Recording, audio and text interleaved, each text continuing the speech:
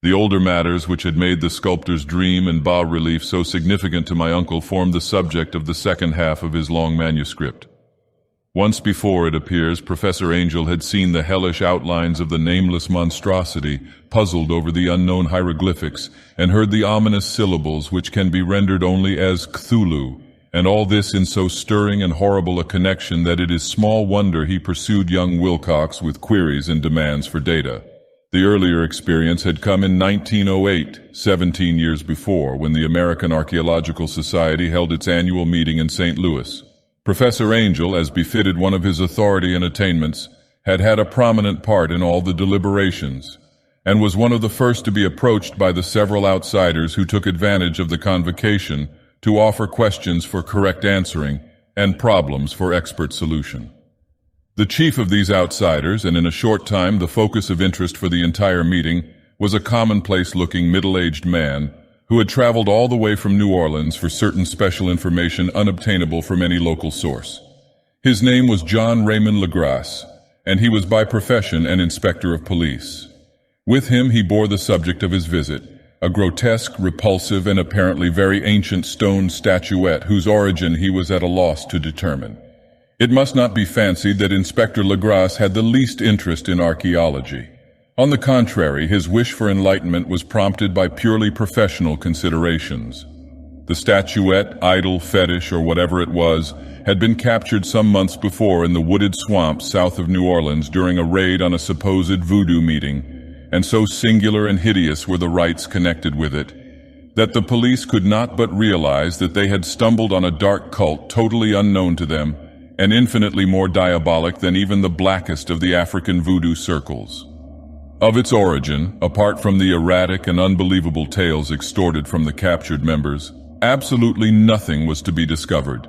Hence the anxiety of the police for any antiquarian lore which might help them to place the frightful symbol and through it track down the cult to its fountainhead. Inspector Legrasse was scarcely prepared for the sensation which his offering created. One sight of the thing had been enough to throw the assembled men of science into a state of tense excitement, and they lost no time in crowding around him to gaze at the diminutive figure whose utter strangeness and air of genuinely abysmal antiquity hinted so potently at unopened and archaic vistas. No recognized school of sculpture had animated this terrible object, yet centuries and even thousands of years seemed recorded in its dim and greenish surface of unplaceable stone. The figure, which was finally passed slowly from man to man for close and careful study, was between 7 and 8 inches in height, and of exquisitely artistic workmanship. It represented a monster of vaguely anthropoid outline, but with an octopus-like head whose face was a mass of feelers, a scaly, rubbery-looking body, prodigious claws on hind and forefeet, and long, narrow wings behind. This thing, which seemed instinct with a fearsome and unnatural malignancy, was of a somewhat bloated corpulence, and squatted evilly on a rectangular block or pedestal covered with undecipherable characters. The tips of the wings touched the back edge of the block, the seat occupied the center, whilst the long, curved claws of the doubled-up, crouching hind legs gripped the front edge and extended a quarter of the way down toward the bottom of the pedestal.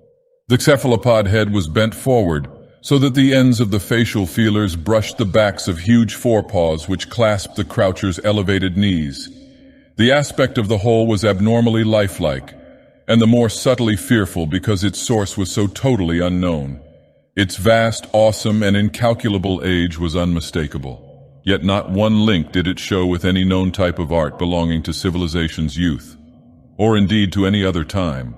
Totally separate and apart, its very material was a mystery, for the soapy, greenish-black stone with its golden or iridescent flecks and striations resembled nothing familiar to geology or mineralogy. The characters along the base were equally baffling, and no member present, despite a representation of half the world's expert learning in this field, could form the least notion of even their remotest linguistic kinship. They, like the subject and material, belonged to something horribly remote and distinct from mankind as we know it, something frightfully suggestive of old and unhallowed cycles of life in which our world and our conceptions have no part. And yet, as the members severally shook their heads and confessed defeat at the inspector's problem, there was one man in that gathering who suspected a touch of bizarre familiarity in the monstrous shape and writing, and who presently told with some diffidence of the odd trifle he knew. This person was the late William Channing Webb, professor of anthropology in Princeton University, and an explorer of no slight note. Professor Webb had been engaged 48 years before in a tour of Greenland and Iceland in search of some runic inscriptions which he failed to unearth, and whilst high up on the West Greenland coast had encountered a singular tribe or cult of degenerate Eskimo whose religion, a curious form of devil worship, chilled him with its deliberate bloodthirstiness and repulsiveness.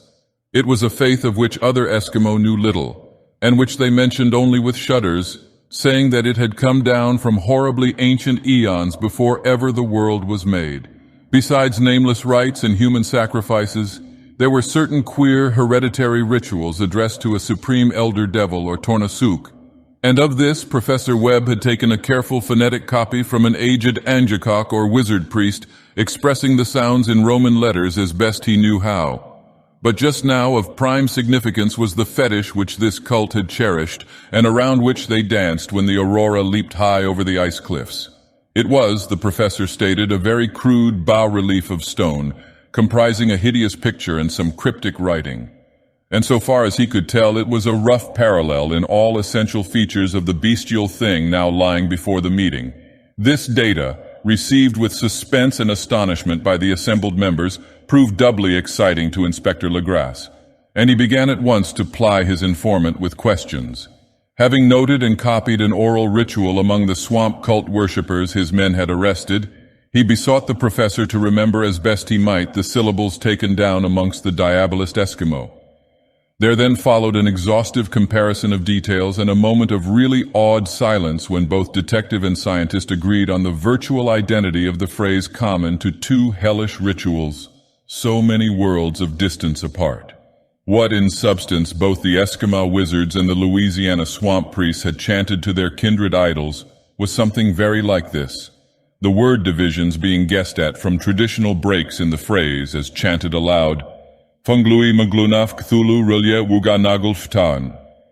Legrasse had 1 point in advance of Professor Webb, for several among his mongrel prisoners had repeated to him what older celebrants had told them the words meant. This text, as given, ran something like this. In his house at Relaya, dead Cthulhu waits dreaming. And now, in response to a general and urgent demand, Inspector Legrasse related as fully as possible his experience with the swamp worshippers, telling a story to which I could see my uncle attached profound significance.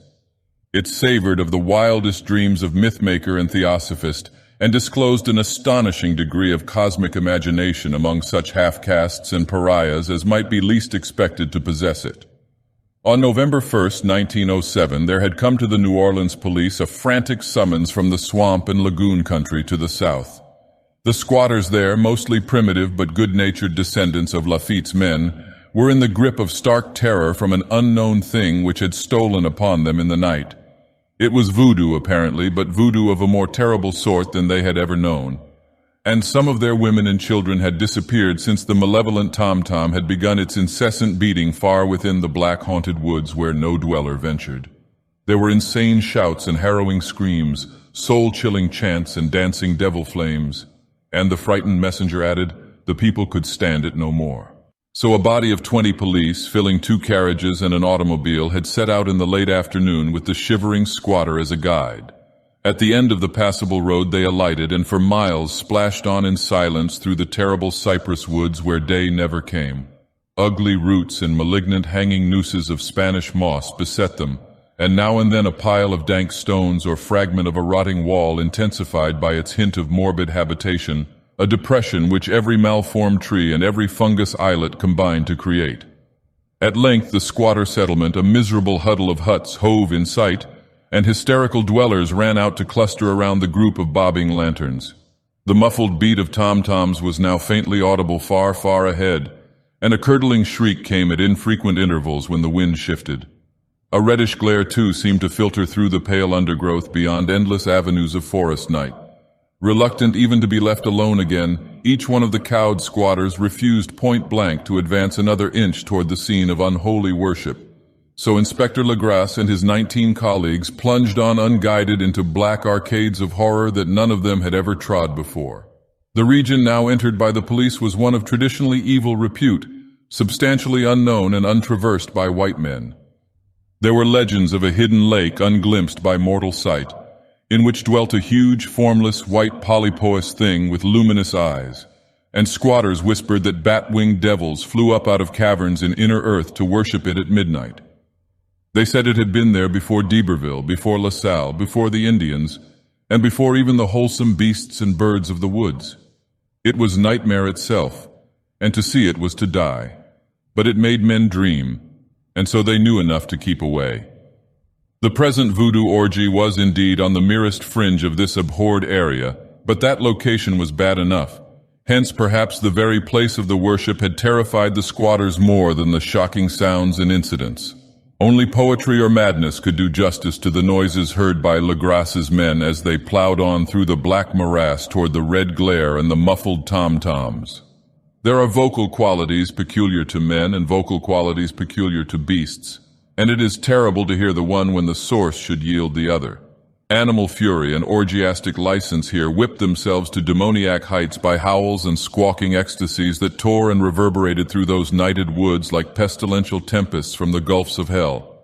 Now and then the less organized ululation would cease, and from what seemed a well-drilled chorus of hoarse voices would rise in sing-song chant that hideous phrase or ritual. Funglui maglunaf Cthulhu relief ga nagel ftagen.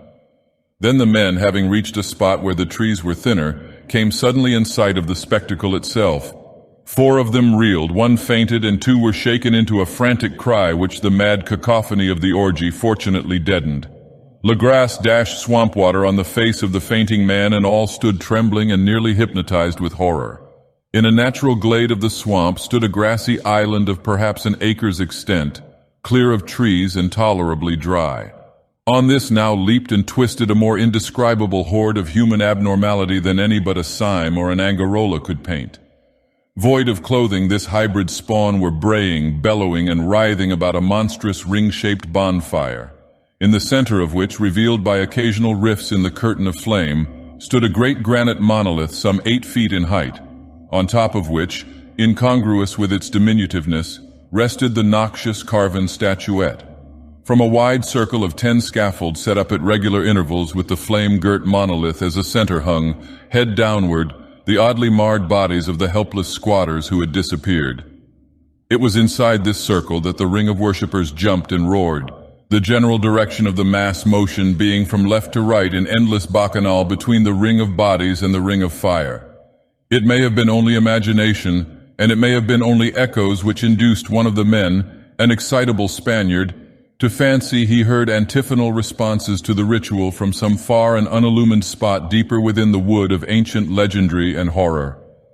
This man, Joseph D. Galvez, I later met and questioned, and he proved distractingly imaginative. He indeed went so far as to hint of the faint beating of great wings, and of a glimpse of shining eyes and a mountainous white bulk beyond the remotest trees. But I suppose he had been hearing too much native superstition. Actually, the horrified pause of the men was of comparatively brief duration. Duty came first, and although there must have been nearly 100 mongrel celebrants in the throng, the police relied on their firearms and plunged determinedly into the nauseous rout.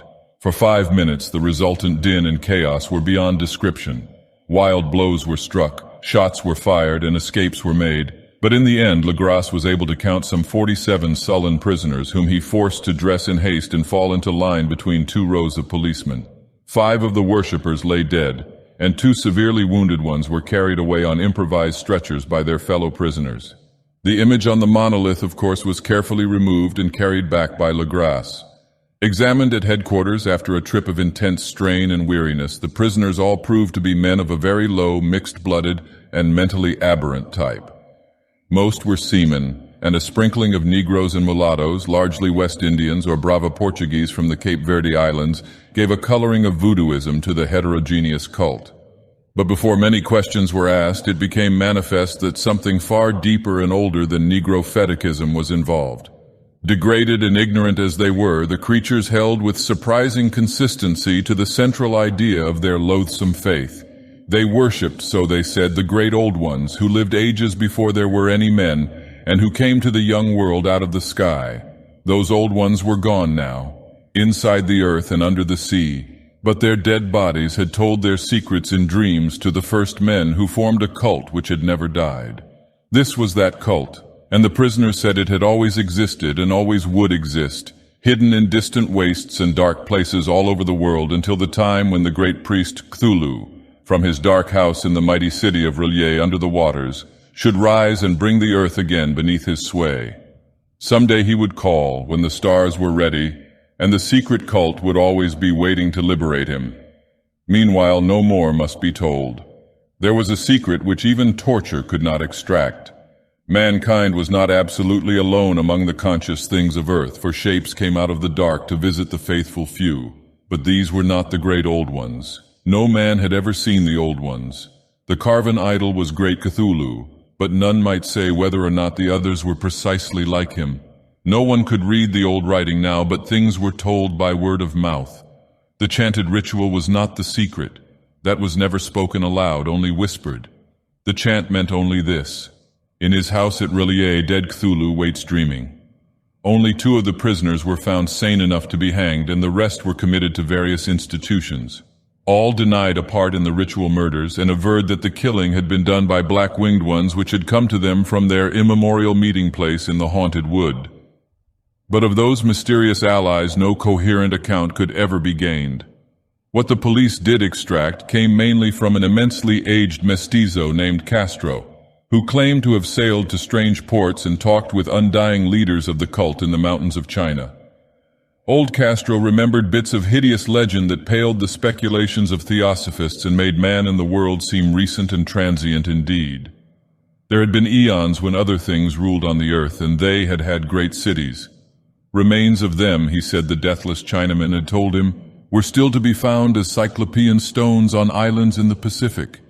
They all died vast epochs of time before men came, but there were arts which could revive them when the stars had come round again to the right positions in the cycle of eternity.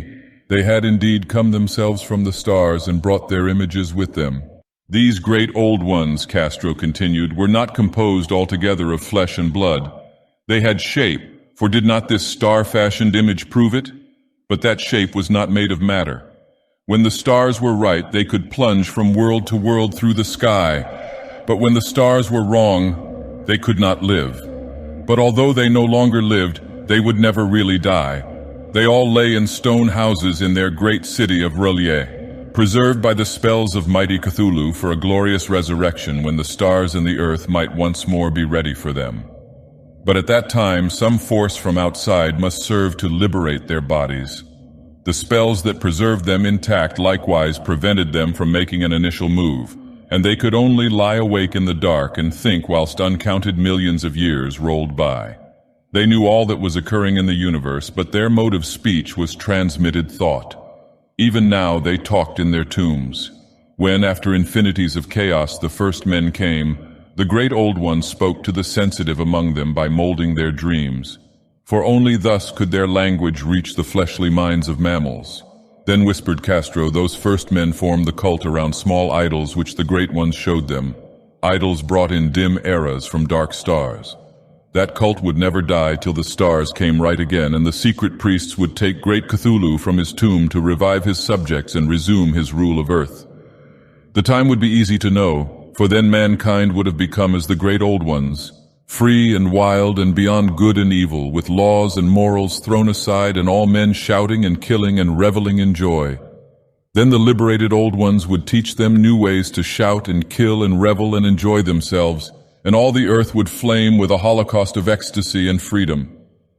Meanwhile, the cult, by appropriate rites, must keep alive the memory of those ancient ways and shadow forth the prophecy of their return. In the elder time, chosen men had talked with the entombed old ones in dreams, but then something had happened. The great stone city R'lyeh, with its monoliths and sepulchres, had sunk beneath the waves, and the deep waters, full of the one primal mystery through which not even thought can pass, had cut off the spectral intercourse. But memory never died, and high priests said that the city would rise again when the stars were right. Then came out of the earth the black spirits of earth, moldy and shadowy and full of dim rumors picked up in caverns beneath forgotten sea bottoms. But of them old Castro dared not speak much. He cut himself off hurriedly, and no amount of persuasion or subtlety could elicit more in this direction. The size of the old ones, too, he curiously declined to mention. Of the cult, he said that he thought the center lay amid the pathless deserts of Arabia, where Irem, the city of pillars, dreams hidden and untouched. It was not allied to the European witch cult, and was virtually unknown beyond its members. No book had ever really hinted of it, though the deathless Chinaman said that there were double meanings in the Necronomicon of the mad Arab Abdul al-Hazred, which the initiated might read as they chose, especially the much-discussed couplet, "That is not dead which can eternal lie, and with strange eons even death may die." Legras, deeply impressed and not a little bewildered, had inquired in vain concerning the historic affiliations of the cult. Castro apparently had told the truth when he said that it was wholly secret. The authorities at Tulane University could shed no light upon either cult or image, and now the detective had come to the highest authorities in the country and met with no more than the Greenland tale of Professor Webb. The feverish interest aroused at the meeting by Legras's tale, corroborated as it was by the statuette, is echoed in the subsequent correspondence of those who attended, although scant mention occurs in the formal publications of the society. Caution is the first care of those accustomed to face occasional charlatanry and imposture. Legras for some time lent the image to Professor Webb, but at the latter's death it was returned to him and remains in his possession, where I viewed it not long ago. It is truly a terrible thing and unmistakably akin to the dream sculpture of young Wilcox. That my uncle was excited by the tale of the sculptor I did not wonder, for what thoughts must arise upon hearing after a knowledge of what Legras had learned of the cult, of a sensitive young man who had dreamed not only the figure and exact hieroglyphics of the swamp-found image and the Greenland devil tablet, but had come in his dreams upon at least 3 of the precise words of the formula uttered alike by Eskimo diabolists and mongrel Louisianans. Professor Angel's instant start on an investigation of the utmost thoroughness was eminently natural, though privately I suspected young Wilcox of having heard of the cult in some indirect way, and of having invented a series of dreams to heighten and continue the mystery at my uncle's expense. The dream narratives and cuttings collected by the professor were, of course, strong corroboration, but the rationalism of my mind and the extravagance of the whole subject led me to adopt what I thought the most sensible conclusions. So after thoroughly studying the manuscript again and correlating the theosophical and anthropological notes with the cult narrative of Legras, I made a trip to Providence to see the sculptor and give him the rebuke I thought proper for so boldly imposing upon a learned and aged man. Wilcox still lived alone in the Fleur-de-Lis building in Thomas Street, a hideous Victorian imitation of 17th century Breton architecture which flaunts its stuccoed front amidst the lovely colonial houses on the ancient hill and under the very shadow of the finest Georgian steeple in America. I found him at work in his rooms, and at once conceded from the specimens scattered about that his genius is indeed profound and authentic. He will, I believe, sometime be heard from as one of the great decadents, for he has crystallized in clay and will one day mirror in marble those nightmares and fantasies which Arthur Machen evokes in prose, and Clark Ashton Smith makes visible in verse and in painting. Dark, frail, and somewhat unkempt in aspect, he turned languidly at my knock and asked me my business without rising. When I told him who I was, he displayed some interest, for my uncle had excited his curiosity in probing his strange dreams, yet had never explained the reason for the study. I did not enlarge his knowledge in this regard, but sought with some subtlety to draw him out. In a short time I became convinced of his absolute sincerity, for he spoke of the dreams in a manner none could mistake. They and their subconscious residuum had influenced his art profoundly, and he showed me a morbid as whose contours almost made me shake with the potency of its black suggestion. He could not recall having seen the original of this thing except in his own dream bas-relief, but the outlines had formed themselves insensibly under his hands. It was no doubt the giant shape he had raved of in delirium. That he really knew nothing of the hidden cult, save from what my uncle's relentless catechism had let fall, he soon made clear, and again I strove to think of some way in which he could possibly have received the weird impressions. He talked of his dreams in a strangely poetic fashion, making me see with terrible vividness the damp cyclopean city of slimy green stone, whose geometry, he oddly said, was all wrong, and hear with frightened expectancy the ceaseless half-mental calling from underground, Cthulhu Ftagen, Cthulhu Ftagen. These words had formed part of that dread ritual which told of dead Cthulhu's dream vigil in his stone vault at Rillier, and I felt deeply moved despite my rational beliefs. Wilcox, I was sure, had heard of the cult in some casual way and had soon forgotten it amidst the mass of his equally weird reading and imagining. Later, by virtue of its sheer impressiveness, it had found subconscious expression in dreams, in the bas-relief, and in the terrible statue I now beheld, so that his imposture upon my uncle had been a very innocent one. The youth was of a type at once slightly affected and slightly ill-mannered, which I could never like, but I was willing enough now to admit both his genius and his honesty. I took leave of him amicably and wish him all the success his talent promises. The matter of the cult still remained to fascinate me, and at times I had visions of personal fame from researches into its origin and connections. I visited New Orleans, talked with Legras and others of that old-time raiding party, saw the frightful image, and even questioned such of the mongrel prisoners as still survived. Old Castro, unfortunately, had been dead for some years. What I now heard so graphically at first hand, though it was really no more than a detailed confirmation of what my uncle had written, excited me afresh, for I felt sure that I was on the track of a very real, very secret, and very ancient religion whose discovery would make me an anthropologist of note. My attitude was still one of absolute materialism, as I wish it still were, and I discounted with almost inexplicable perversity the coincidence of the dream notes and odd cuttings collected by Professor Angel. One thing I began to suspect, and which I now fear I know, is that my uncle's death was far from natural.